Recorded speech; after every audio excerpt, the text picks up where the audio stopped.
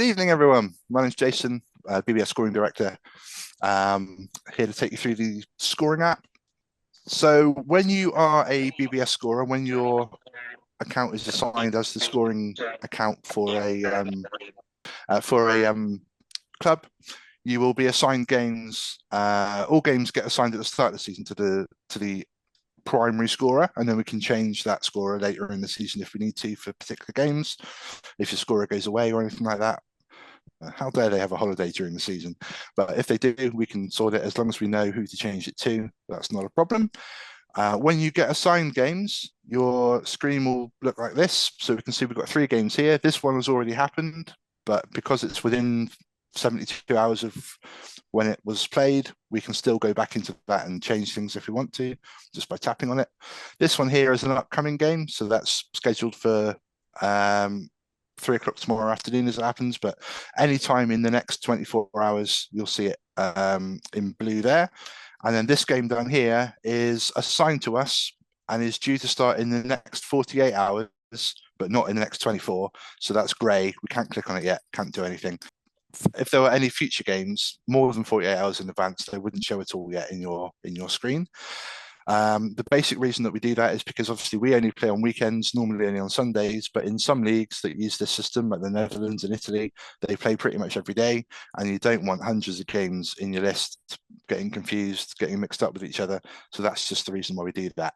So if you are due to be scoring a game on a Sunday and you can't see this grey box with the game information on it by Friday afternoon, get in touch with me, let me know, and I'll see what's gone on there.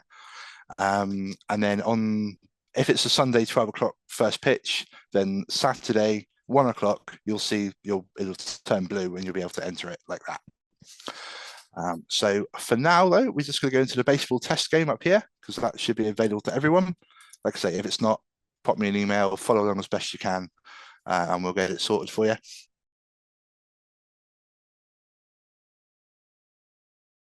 The purposes of this demonstration, we've got a game from the WBSC qualifier in 2019 between the Netherlands and Italy.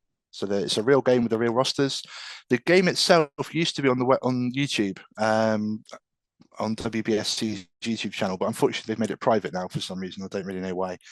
To enter a lineup, you need to tap on the team that you're entering the lineup for. You'll get this lineup screen. This is pretty self-explanatory, so I won't spend too long on it. But you tap on the first position in the lineup. You choose the batter that is playing in that position. Let's go for Dahl. Then you get the lineup, the position screen, so you can choose where he's playing. He's a shortstop, so we'll go for that. And then repeat with the second guy. Let's say Clementina. Let's say he's a right fielder. And then see they fill up there. When you click on a player with people already in the lineup, you can see that positions that are already in the lineup are grey. So that doesn't mean you can't click on them. It's just a visual reminder that you've already got a shortstop, you've already got a right fielder. So if we wanted Camp to play shortstop, we can still click on shortstop, and then that'll make him now the shortstop, and Carlton Dahl is highlighted in gold. So that is a warning to you that he doesn't currently have a position because someone else is already playing in that position. So if you tap on him, you get correct mistaken position, which is what we want here. In this case, he never actually, he's not changing from shortstop to somewhere else. We added him as a shortstop by accident. So we're going to click on that one, and then we're going to change him to second base, and that will fix everything there for you. If we've got the wrong player, so let's say Dwayne Kemp isn't the shortstop, so we click on it. He's not batting third either. So we click on him, and then we've got correct selected player, and then we can find the actual third baseman. I don't know. Let's say Scope. He's the second baseman, but never mind. We can obviously do it just like we did before. Tap on him, correct selected position, etc. If you add a pitcher into the lineup, so with most BBF teams, the pitcher will bat for themselves. If that is the case, down here, by the way, all the players that are currently in the lineup are in grey. Again, that's just to remind you they're already playing. There's nothing to stop you from adding them in again. You can have a whole team of Sherendi Valerianos if you want. The app won't stop you doing that. the umpire and I might have a word with you if you do, but it's not a problem as such. But here we're going to add the picture. So we're going to add Intima. We're going to add him as a pitcher.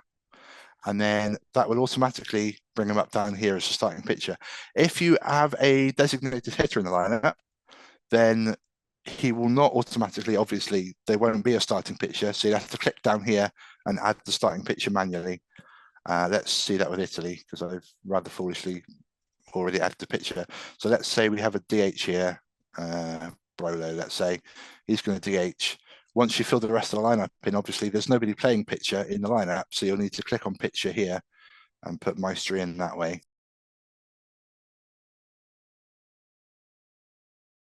Okay, so what we're going to do for the purposes of today, we're going to click on this pre-fill starting lineups button. That obviously won't be available to you in a real game.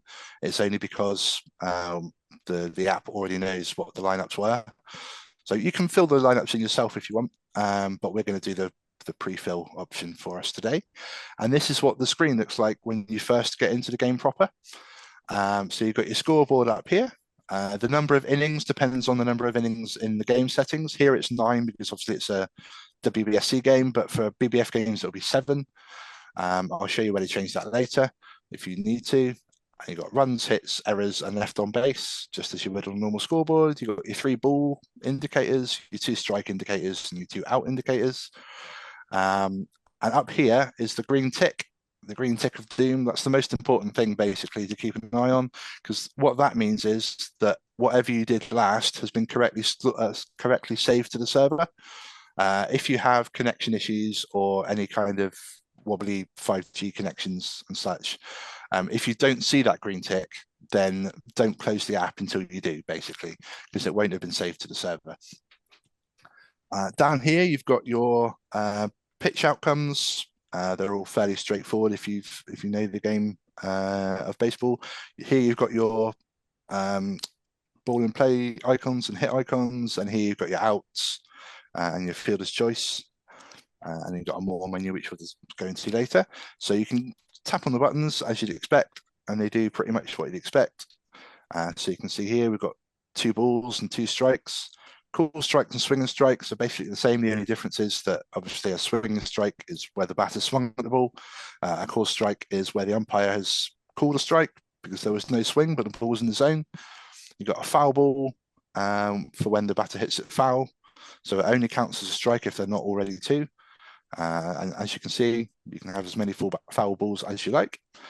And then when you get to 3 balls, the ball icon will change to a walk icon, just to remind you that the next ball will involve a walk. That goes to first base, just like that. When the ball is put in play, you've got various ways of doing that. Any runners that are on base will be forced to the base that they're forced to. So if Bernardino hits a double now, so we click on the double button, you can see Kemp, because he was already on second, is forced to third. Because if Kemp doesn't at least get to third, that wasn't a double. So the app is clever enough to realize that he must be at least there. And then if you want to progress him further, so you can click on him. So just tap on there. And then you've got various options for how he progresses. So he can go on the play. So batter hit a double, and then as part of that double, Kemp scored. On the throw and fielder's choice in this context, very similar. Feel free to use them interchangeably when you're first starting. Technically, if it's a fielder's choice, it means there was an out or an attempt at an out, whereas on the throw just means the ball was thrown to a different base than the fielder was running to. Doesn't necessarily mean they tried to get someone out. Error or obstruction just means that he got to third on the hit, and then there was a further error that allowed him to score. A no advance error means he ran past the base, so he was trying to go further, but then he decided against it, tried to go back to his original base. He would have been out, but an error made him safe. So there was no advance, but there was an error, and you need to track that error, because that would obviously mean that he should be out. So the team would now have an out and nobody on third. So if he does end up scoring, that would be an unearned run. So that's why you need to score the error. Or you can have him out at home or out at third if those things happened. So let's have him score on the play. So Bernardino's hit what is now an RBI double. He's going to stay there. Again, if he hit a double and then let's say he hit a double into left field, Kemp, whoever it was that was here a minute ago, tries to score, and the throw goes to home plate to try and get him out. And then seeing that throw go to home plate, Bernardino then goes to third. That's not a triple. So we'd scored him a double, and then we would click on him again, and then on the throw, he went to third. So it's not a triple, it's a double, and then he advanced on the throw home. So once we've sorted all the base runners out, we're going to click on play complete, and then we'll get the hit location screen. It'll guess based on where the ball was hit to. If it's an out, it'll guess on which fielder made the out or made the assist.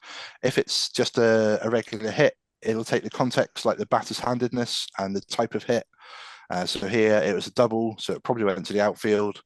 Batter was right-handed, so it's probably in the left center field somewhere. We can move that around if it's not actually the case. So let's have him hit one there. We can choose whether, with these sliders here, that's how you move that around. It's probably obvious, but I thought I'd point it out.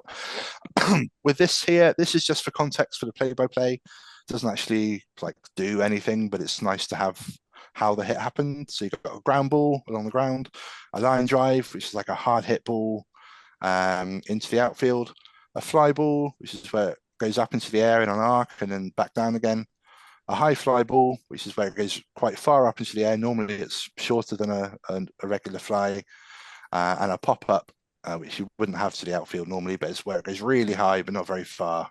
So you have a pop-up down here. Normally that would be an out or an error.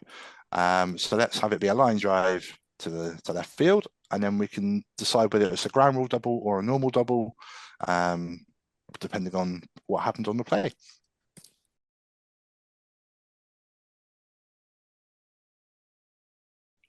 So that's that play there. Before you go on, Matt Crawshaw has a question. Caught foul tip. Now, I think he's probably referring to the pitch outcomes. Yeah. So if it's a foul tip that's caught, it's just a swinging strike. If it's a foul tip, then it's not a foul ball, and therefore batter's out if it's the third strike. Yeah. Mm-hmm. Yeah. So let's say you've got 2 strikes on you already. If it's a foul tip directly back into the catcher's glove, then it's not a foul ball, it's a swinging strike, and he's out. And let's do that now, because we're going to cover strikeouts.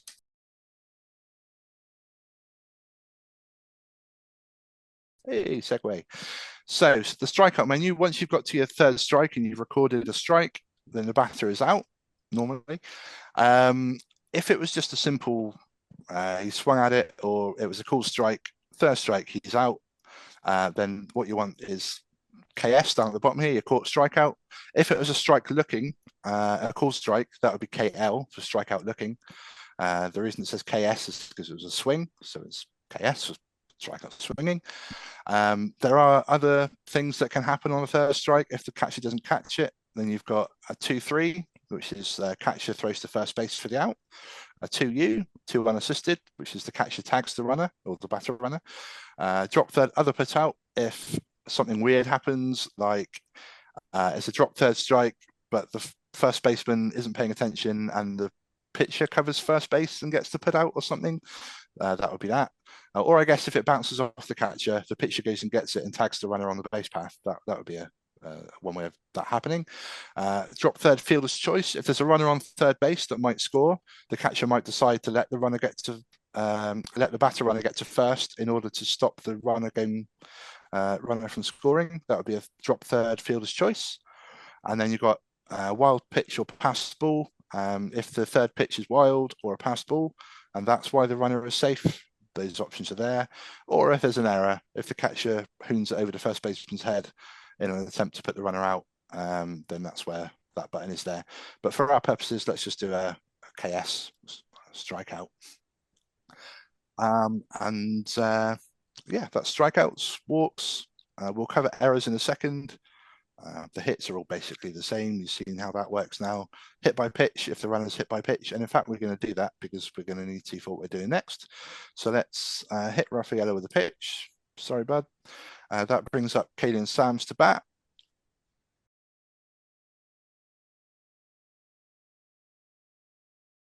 And what we're going to do now is a grounded into double play. Oh, we haven't done ground out yet, actually, have we? But never mind, let's do GDP because they're basically the same. So let's say Sam's is going to hit a ground ball to the shortstop. Shortstop's going to throw it to second base to get Rafael out at second, and then throw it to first base to get the batter runner Sam's out at first. So if we click on GDP for grounded into double play, which is a stat that batters get for doing such a thing, click on that one. And then what we need to do here is click on basically the play as it happened. So the ball went to Ticini, so he's going to get an assist. He threw it to Valio. He's going to get an assist for the, a put out for the runner from second, and then an assist when he throws to Mazzanti to get the batter runner out. So you can see down here, it's a 6-4-3 double play. 6 being the shortstop, 4 being the second baseman, 3 being the first baseman. And the batter himself is out at, the runner is out at second, 6-4. So that, if that is an accurate description of what happened, then you just click on the out at second button here, and that'll do that for us. But there's also a more menu, which describes all of the other things that could possibly have happened with the combination of various other options that come up rarely, which is why they're in this special menu. If you score a triple play, so if there were 3 runners on base, they're all out, and you score it as you just did, and it's a triple play, the option for a triple play will be in this menu. So that's something that sometimes catches people out. Let's go back into the double play menu. I was showing it. So Ticini, Valio, Mazzanti, out at second, 6-4. But if you're scoring a triple play, the option is in the more menu in there. And the out by rules will obviously make sense if you know what those rules are. The umpire will tell you if anyone is out by rule. So let's finally end this double play. And because we already had a strikeout earlier, the double play will end the inning. And oh yeah, we're going to do this is what I meant earlier about it being fairly good at guessing where the hit was made to. So in this case, because the shortstop fielded the ball, it ensures that the shortstop, the ball was therefore hit somewhere in this area. We can move that if we need to, like we did before. And we can choose, obviously it's a ground into double play, so there's a heavy hint at which type of hit it was. But you know, if it was a line drive that bounced just before it got to the shortstop or something, I don't know. Those options are all available in there. But let's go back to ground and we can finish that. So like I said before, because it was a double play to end the inning, we now get the end of inning screen. We can see the run that was scored. Sometimes we'll get the option to choose whether it was earned or unearned, but because there were no errors in that inning, we'll cover them next. There's nothing in there at the moment. We can see who's next up for Italy. Question you frequently get asked as a scorer when the manager forgets where they are in the lineup. Hopefully not after the first inning, but you never know. And then if the game has ended early because of a time limit rule or mercy rule or something, there's a button there to end the game at this point. But obviously we don't want to do that. Let's carry on to the bottom of the first. So now we have Italy batting and the Netherlands fielding, as you'd expect, the opposite of what we had before.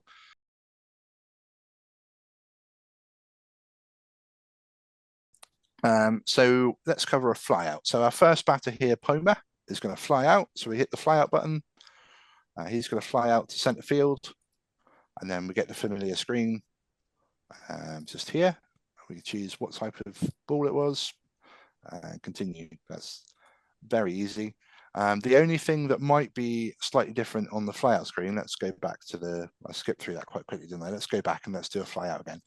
The only thing that might be different here is the multiple button at the bottom. That almost never gets used, but basically, if you imagine one player like keeps the ball off the ground, normally they've dived and it bounces off their back, or they've tried to catch it and they're sort of juggling it, and then somebody else actually makes the out. That's what the multiple button is for. So you'd hit multiple, hit the player who kept it off the ground initially, tap the player who made the actual out, and then you'll get an assisted fly out that way. But in our case, Bernardino made the catch himself. It was a fly ball to center field.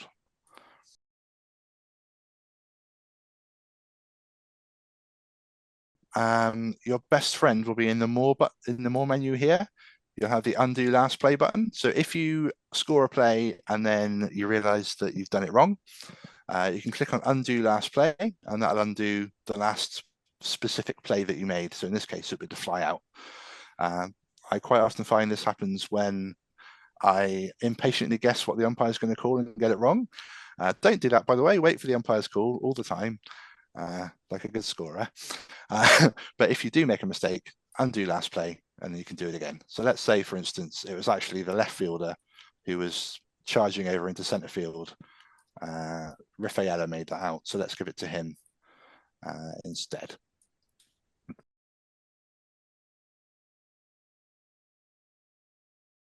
Okay. Basis. So for errors cause quite a lot of consternation a lot of the time. Obviously, for decisive errors, which is errors that allow the batter to get to first base or beyond, then we can do those with this error button here. So this is all one thing to remember that trips some people up is these buttons here are always determining what happens to the batter. So if there was an error on the base paths that didn't involve the batter, then this isn't the button you would use. We'll get, again, we'll come on to that in a second. So let's say, for example, Cecchini has hit a pop-up to second base. The second baseman has just not paid attention and allowed the ball to fall out of his glove, which made the first baseman safe at first. Sorry, the batter safe at first. So we click on error, and now we need to select the fielder who actually made the error. So in this case, it'll be Scope, the second baseman. If you have again, we'll get to it in a second, but if you have a situation where, let's say it's a ground ball to the shortstop throws to first base, the throw is fine, but the first baseman like misses it or messes up, drops the ball, it goes through his glove. It's in some way the first baseman's fault that the out's not made. That's what they call a muffed catch error. So in that case, the player we click on here would be the first baseman because he would be the one that would be at fault. But because this is a drop fly, essentially, Scope is the one at fault. So he's the one getting the error. So we click on him. And then we get several choices. So a fielding error is when the ball is hit along the ground and goes through the player's legs, or they sort of bend down to catch it and it takes a last minute bobble and hits them in the face and everyone laughs. Some error has happened in the process of fielding a ground ball. A throwing error is when they fielded the ball successfully, but then they messed up the throw. It was too wide, it bounced, it was too high, something like that. Thrown to the wrong base occasionally happens. So that's a throwing error. A muffed catch, as I just described, is somebody's caught the ball, they fielded it successfully, they've thrown the ball successfully, but the player catching the ball has messed it up. Normally, as I say, happens on a ground out with the first baseman, but not always. A drop fly is what we want in this situation. That's where the ball's gone up in the air and a player who, with ordinary effort, you determine should have caught the ball and made an attempt to catch the ball, didn't catch the ball, and it ended up dropping and the batter was safe. That's a drop fly. And then obstruction is technically an error on a fielder. If someone has committed obstruction and that has allowed the fielder to be safe, then they get charged with the error there. These two I won't cover here. I might cover them at the end of March in the next sessions because they're never going to come up. So don't worry about them. But as I say, we want a drop fly, E4F. For those of you who are familiar with baseball notation, by the way, the buttons here are all notated as you'd expect. Error on the second baseman, throwing, that would be an assist with an error on the second baseman, and that would be error for fly, drop fly ball. So we click on that one, and now he's now on first base. Now, if the error, it wouldn't happen with a fly ball to second, you would hope, but if the error was so bad that he now takes another base, we can click on him there. So E4F would be he's taken second base on the same play. So let's say the ball was dropped and it's rolled out into the outfield and no one's bothered to go and get it very quickly. Runner goes to second. These two would be irrelevant in this situation. If there was a second error, so let's say having dropped the ball, Scope panics and then cannons one to first base and it goes into the trees. That would be a second error that allowed the runner to go to second. So we would put it on as a second error. But if it was on the initial error, we'd put it on here. And of course, having made it to first base with the error, he could then be put out anyway, trying to go to second, or maybe he overran first and the umpire thought he made an attempt to go to second and he was tagged out on the way back, something like that. So you could still have an error and an out on the same play. Although, little scoring nerdy note, if he doesn't make it to first base, it's not an error. So if Scope drops the ball and then throws to the first baseman before the runner gets there and the runner is out, that's just a ground out. It would have been a fly out if he caught it, but he didn't catch it, but he still got the out. So it's just a ground out. You don't give him an error for that. So if we go back a second, we've got Tashini at first base due to an error, play complete. Ball went somewhere here. Let's say it was a high fly, make it more embarrassing for him. And that's pretty much that. So we continue there. And now we've got runner on first, still one out, and an error. Up here, you can see the error.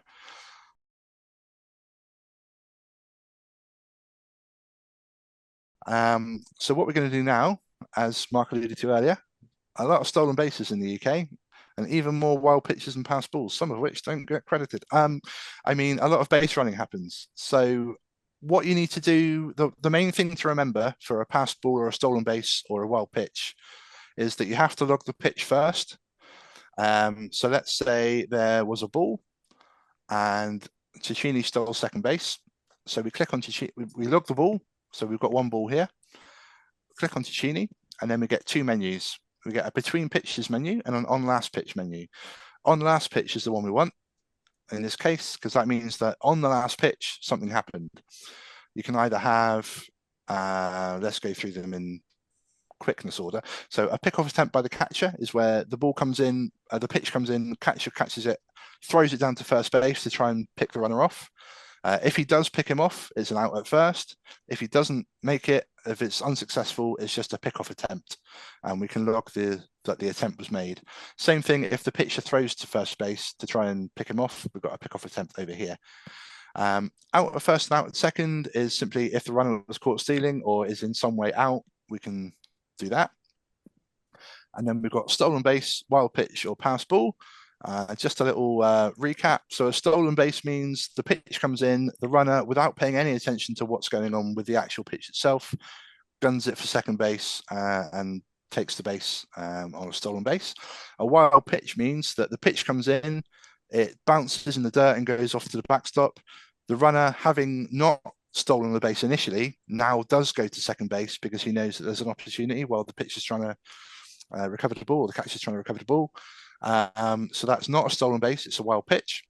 A pass ball is the same situation, but the pitch is fine, but the catcher makes a mess of it, and it's the catcher's fault, essentially, that the ball goes wild. So it'll bounce off the edge of their glove, or it will be a ball that you think they should have controlled, like a curveball or something, that you think they should have controlled normally, but it goes through the legs or something weird happens. While in MLB, wild pitches are a lot more common than pass balls, but in BBF, it's a bit more even. A fielder's choice in this context means defensive indifference. So if you've got a runner on third base and your pitcher makes a pitch and a runner on first base tries to steal second, that runner on third base is going to try and score most likely if you try and throw that runner out. So as a catcher, you might make the conscious choice not to throw to second base to try and hold the runner at third.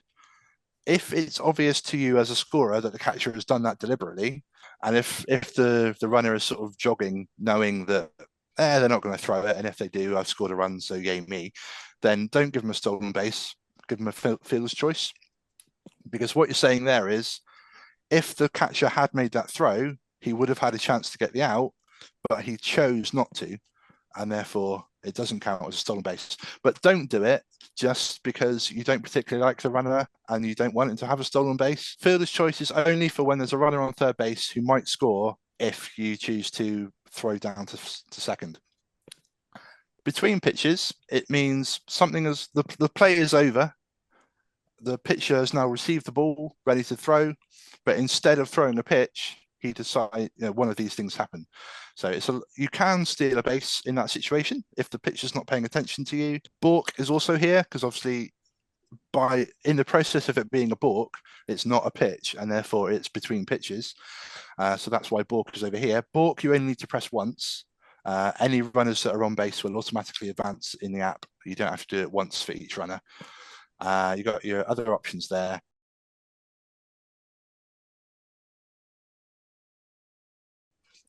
Pinch runner and temporary runner. I'll cover these now. I normally do it in the substitutions bit, but I'll do it now.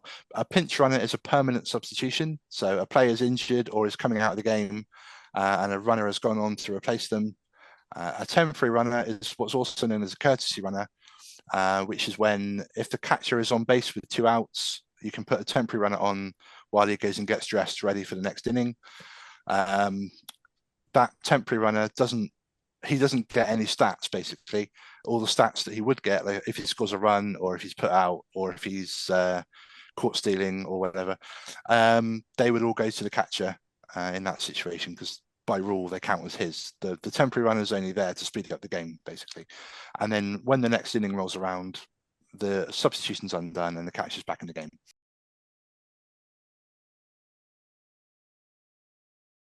So a fearless choice, for those who don't know, is when there's a runner on base and a ball goes to, the ball is hit to a fielder, and the fielder has, as the name implies, a choice whether to throw out the runner, which is normally the thing to do because he's closest to scoring, or to throw out the batter. Obviously, if they choose the batter, that's a ground out. If they choose the runner and you think they could have got either, then we don't give the batter a hit in that situation, because we're saying the only reason you got a hit is because there was someone on base, distracted the fielder and made them throw somewhere else.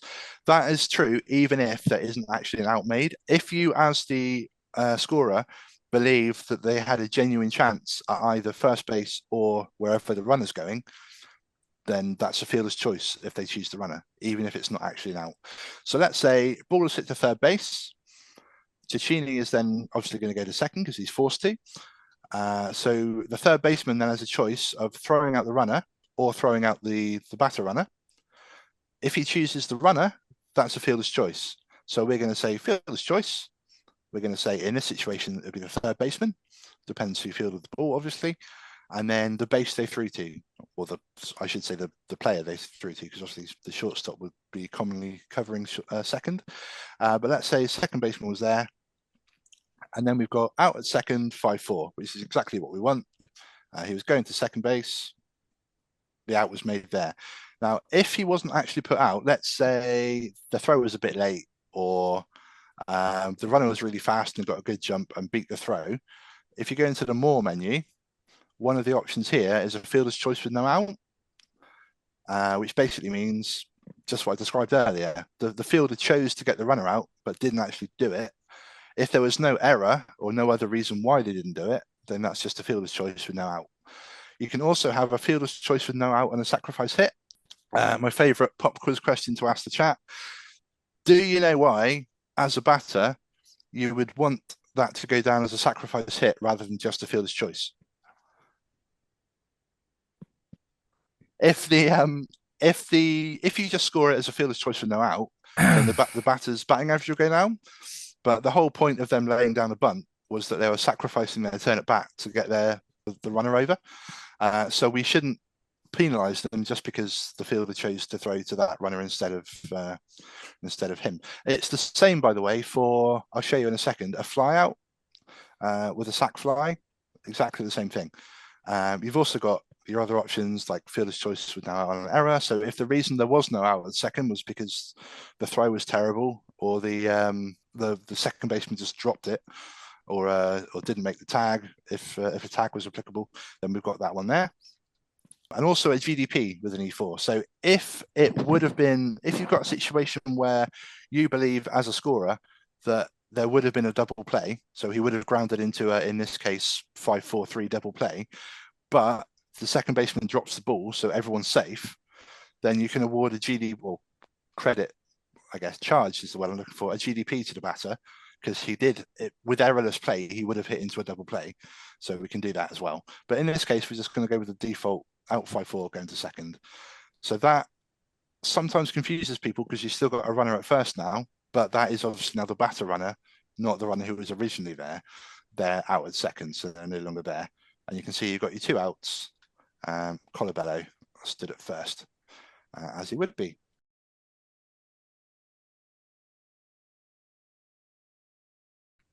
There is a question, Jason, if you can stick somebody on first and show us how to score an infield fly. Yeah, certainly. So undo, undo, undo. Right, we've only got one out now. Hey, so if we hit the batter with a pitch, so now we've got an infield fly situation. We've got a runner on first, runner on second, less than 2 outs. Mazzanti hits the ball way up in the air. The umpire calls infield fly. So for those who don't know, infield fly means the batter is now out by rule. You can't do anything about it. The runners, because the batter is now out, the runners don't have to run because they're going to be out if they do, because the ball is in the infield somewhere. Well, not necessarily, but it's in the possession of an infielder, or soon will be.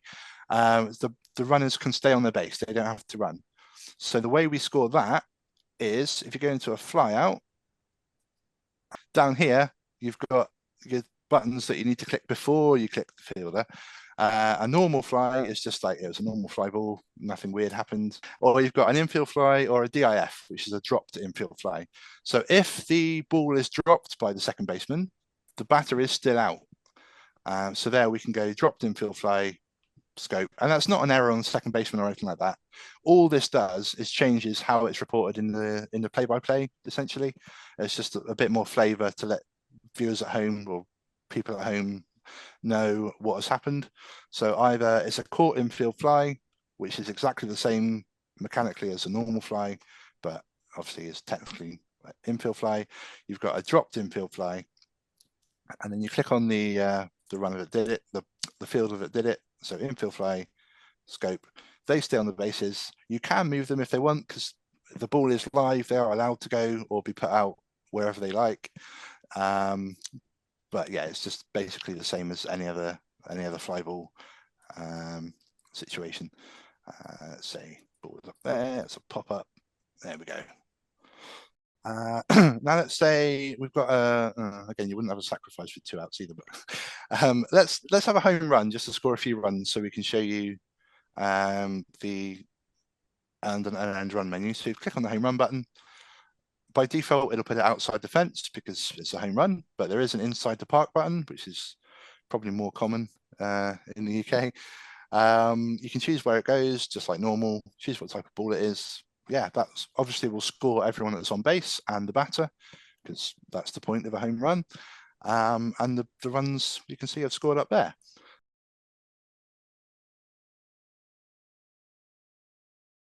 As you might know, if you attempt to bunt and it goes foul when you've already got 2 strikes, that's an out by rule. You wouldn't try it with 2 outs already, or if you do, you're not playing any more baseball today. So let's do it anyway, though. So let's say there's a foul ball and a foul ball, and then the next pitch is also bunted foul. That's in the more menu. It's in out by rule, and one of them is yes, 2-strike bunt foul, exactly as planned. So yeah, it's one of the out by rules. There's various reasons you can be out by rule, and one of them is a 2-strike bunt foul, which is this button here. So that brings us to the end of inning screen for this inning.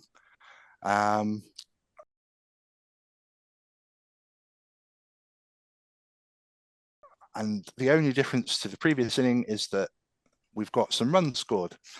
The app does a pretty decent job of determining whether they're earned or unearned runs, but it does go wrong sometimes. So as you might know, if there are some combination of 2 outs and an error, or 2 errors and an out, or 3 errors in an inning, then any runs that score after that point are unearned runs, because the inning should be over by now. Even if they're home runs, no matter how they're scored, they count as unearned runs. The app isn't great at working that out, but if the player who scored the run gets on base via an error, then it will correctly make it an unearned run. And if it's got it wrong, you can easily change it by clicking on the little link there. So we'll say Colorado scored unearned in this completely made up example. And that's how you do that. There is another way of doing that, which I'll show you in just a second. But for now, we're going to continue.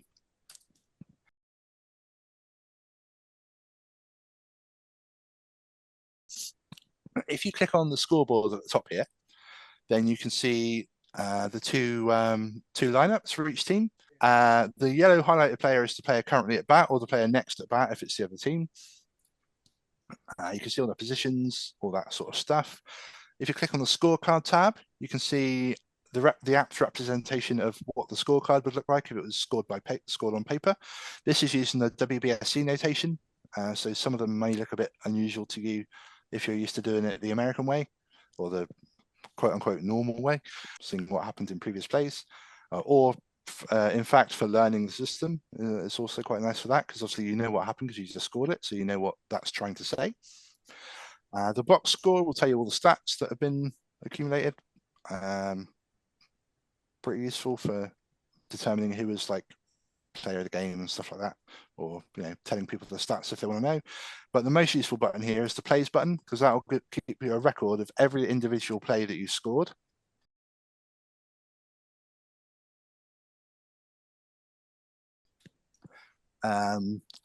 So you can see what's happened, when it happened, how it happened, and what you can also do to a limited extent is change what happened. So the most obvious one, the most useful one, is to change hits and errors, or errors to hits. If you want to be really technical, you can change like a strikeout looking to a strikeout swinging or something like that. But if you tap on, let's say, for example, that this wasn't a double, we've got him going to third on the throw, but you've reconsidered and you think, actually, he hit a triple there. It wasn't a double and then a play on the throw. What you can do, tap on that. That'll take you to the rescore menu. So you've got rescore display, which is what we want, and we'll click on that in a minute. You've got add miss substitution. So that's useful. We'll do substitutions next and last. But if there was a pinch hitter or a relief pitcher came in at this point in the game and the manager forgot to tell you, or you forgot to do it, you can add the miss substitution there. We'll cover that in a sec. You can change whether the run was earned or unearned. This is, in my estimation, the long way around of doing it, but you can do it from here. You can also change whether the batter deserves an RBI or not. Obviously, in this case, they would. These two buttons here, as indicated by the exclamation marks in the orange backgrounds, are dangerous. This will basically delete everything that happened either from this play onwards or after this play on the server. So if you've got to the end of the game and you've realized that you've really messed up back in the second inning or something, you can go back to the last play that was good and then click on the server revert button. That will then clear everything that happened after that, and you'll have to score it again. So I'd recommend obviously making a note of what did actually happen before you do that. But in this case, we're just going to rescore the play. You'll get a warning to say you're rescoring it. And what this will let you do is make any changes with the caveat that the situation at the end of the rescore has to be the same as the situation at the start of the rescore. So, for example, it'll tell you up here what happened. So it was a double to left center, Kemp scores, Bernardini went to third. So as long as you've got the batter on third base, the runner scoring at the end of this play, you can, for example, decide that it was actually an error and it wasn't a double, or like we're going to do, you can make it a triple instead. So we're going to make it a triple. And this gives us the same situation that we had before, just scored slightly differently. So the runner has scored, the batter runner's on third with a triple. I'm going to go play complete. It asks you where the hit was. And by default, it'll be the same as it was before. You can move it if you change your mind. And then it'll say rescore complete, returning to live game situation. If you make a change that ends up different to what it was before, it'll say something to the effect of rescore cancelled, returning to live game situation instead. It's quite annoying that it only changes one word and they both start with a C, but I didn't write it. And that would just mean that it hasn't worked, basically, and you'll have to fix it in some other way. But we're going to continue, and then when we go back into the plays menu, so click on the lineup, click on the plays, we can see that what used to be a double and an advancement on a throw is now a triple. So it's just an RBI triple for him there now instead of an RBI double.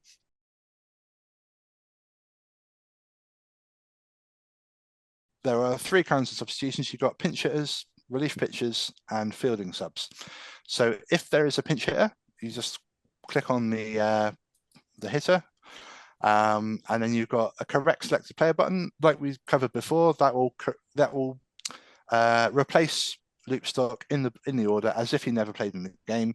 So if you selected, for example, the wrong brother, or he's wearing the wrong number and you pick the wrong player because of that, or in some other way, it's not your fault, click on correct selected player, and that will replace this player with a different player.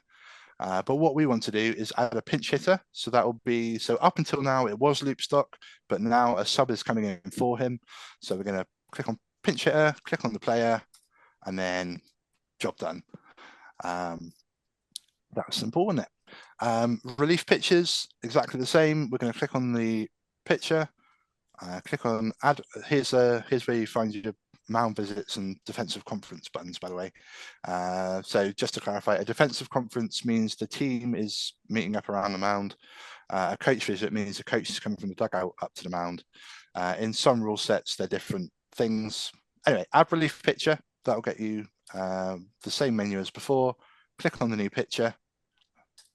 Right, let's have a look then. So that's changed that, and then we can see in the play-by-play that Smith is coming for Loopstock, Maggi is coming in for Maestri. If we need to change the fielder, there is a button up here which will show you your defense as it is currently constituted. I don't like that menu just because it you know, I don't know, it's new and annoying and I don't like it. So the way I do it, by the way, this will glow if you've got a problem with the defense, like if you've got a position missing or 2 shortstops or whatever, that will be in orange rather than blue to alert you to the fact that there's a problem. The way I do it is to go into here, go into the lineup of the team that you want to change. Italy are fielding, so we'll do them, and then just click on the player here. Now we're going to start with a really complicated one. We're going to remove the DH. The DH is going into the field. So let's say Chris Colabello is going to go and play first base. So we click on him, and then we've got the same options as before. Add substitute means a different player is coming in who wasn't already in the game and is going to replace Colabello. Add new position means he's just changing position. He's staying in the game. So we're going to add new position. And like we saw before, they're all grey because they're all in use. That doesn't mean that we can't click on them though. He's the new first baseman, so we're going to click on first base. And now Giuseppe Mazzanti is highlighted in orange or yellow, whatever you want to call it, because he is no longer the first baseman. So what we're going to do here is we're going to have the pitcher hit for himself. So he's going to replace Mazzanti in the lineup. So we're going to click on Mazzanti. We're going to click on add substitute because he's coming out of the game. And then we're going to choose the current pitcher, who's Dream Madry, who's down here. He's not in the lineup, remember. He is on the field, he's playing because he's the pitcher, but he's not in the lineup. So he is up here as a substitute. Click on him. And then his position is not going to be DH because obviously that's not legal. He's playing pitcher, so he's going to be P. And now we've got the pitcher hitting for himself, fourth in the lineup, and also pitching. So he's going to throw some pitches and do some stuff. That's a strikeout, double. And now we're going to replace Drew Maggi because his pitching debut has not gone well. So we're going to click on him. We're going to add a relief pitcher. And then we're going to choose another one. Let's choose someone who is actually a pitcher. Pat Venditti, there we go. We all know him. So we've replaced him now, so there's a new pitcher. But if you go back to the Italy lineup, Drew Maggi is still in there at the 4 spot. And that is because just because Venditti's replaced him as a pitcher does not necessarily mean it'll be Venditti who replaces him as a hitter. What managers would commonly do in this situation is bring in a pinch hitter for the pitcher, or some other player. So when their turn comes up to bat, we can replace them with a different player. So the key takeaway from this is just because you replace someone as a pitcher does not replace them in the lineup if they're hitting for themselves. You would then have to click on him when his turn comes up, either as substitute or add a new position if he's going to, I don't know, second base or something. So we're going to add substitute. We're going to Alex Pisani, and he's going to come in as a pinch hitter. Now, it's a bit awkward. I would tell you off for doing this if I was monitoring you or whatever, because it's not his turn yet. But we're going to say that next inning, Baserunning going to come in for Magic as a pinch hitter. Like I say, I would advise don't do substitutions until they actually happen. You'll get a manager will come up to you at the end of an inning and go, next inning, this guy's going to come in and play left field. My response is normally a slightly more polite version of, so what? Come back when it happens. Tell me then.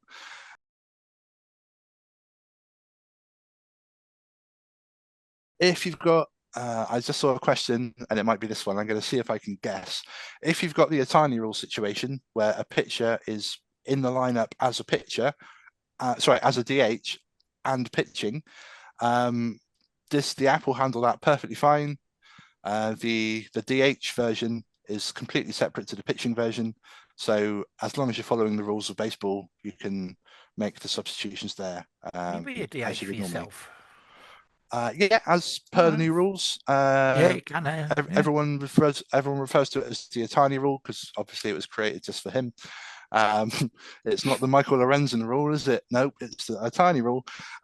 Basically, if you have to decide before the game if the starting pitcher is also a hitter, they can enter the lineup as a DH. And the advantage that gives you is that you can change your pitcher without losing the DH, but you can also change your hitter and keep the pitcher in the game. So yeah, the app handles that perfectly fine. If anything, the app was designed that way to start with, and MLB just sort of caught up.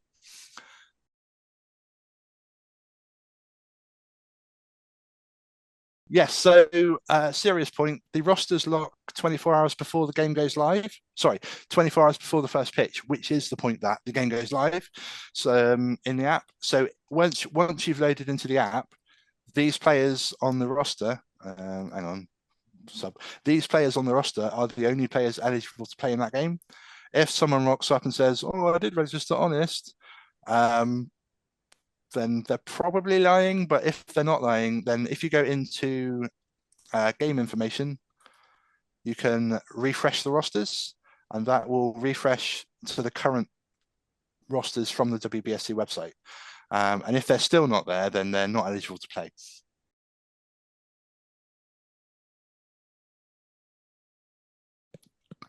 Just to quickly overview the screen, I did rush through it a bit. So to get there, we go into more and we scroll. No, we don't. Yes, we do. And then we scroll down to game information right at the bottom. You can put in the weather there, too dark to tell. The attendance, please don't make up random 30,000, 40,000 attendances. And a game notes situation, game notes field, sorry, for anything that you want to appear on the box score, basically. So you can say, this is Dave's first ever game, or this is Dave's 200th game pitched, or something like that. Anything that you would see on a normal MLB box score that you think would be cool to point out will appear on the box score. It doesn't like do anything necessarily, but it's cool to let people know. Are ejections if somebody gets ejected? That's the other one. Sorry, yes, you can put in here number 6 ejected or whatever they were ejected for. I would say keep it factual because number 6 is going to see that. So yeah, you can put ejections in there as well. That's a very good use of the game notes section. As far as ejections in a game go, you just handle it as a substitution, I guess, do you?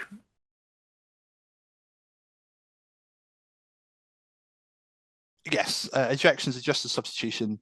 That's actually a very good point. Thank you, Mark. You should come to all the sessions. You have lots of good questions. If you have a situation where a player gets ejected, but you've only got 9 players at the game, what you would do there is sort of do half of a substitution. So let's say, I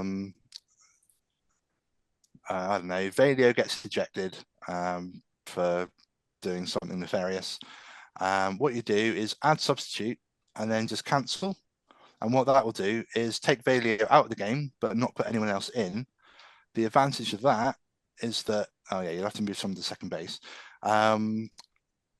Yeah, so then let's say, obviously they're down to 8 players now, so they would probably take the right fielder out of right field, put him at second base. So click on him, add new position. Obviously, they could put someone else at second base, but you should know how to do subs now, so you can sort them out, whoever they check.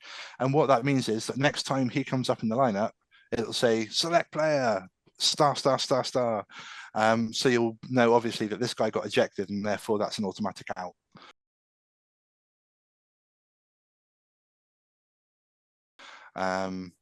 Unless you're playing at NBL or Division 2, in which case the game's over. Game's over, yeah. Yeah. Game over. Either way, you'll know. So that's how you would handle that situation. We've now got no right fielder, but that's legitimate because we've only got 9 players in this scenario, and there is no right fielder. He would be the obvious choice to take out unless you've got a lefty-heavy lineup. So that's everything that I planned to go through today in remarkably quick time.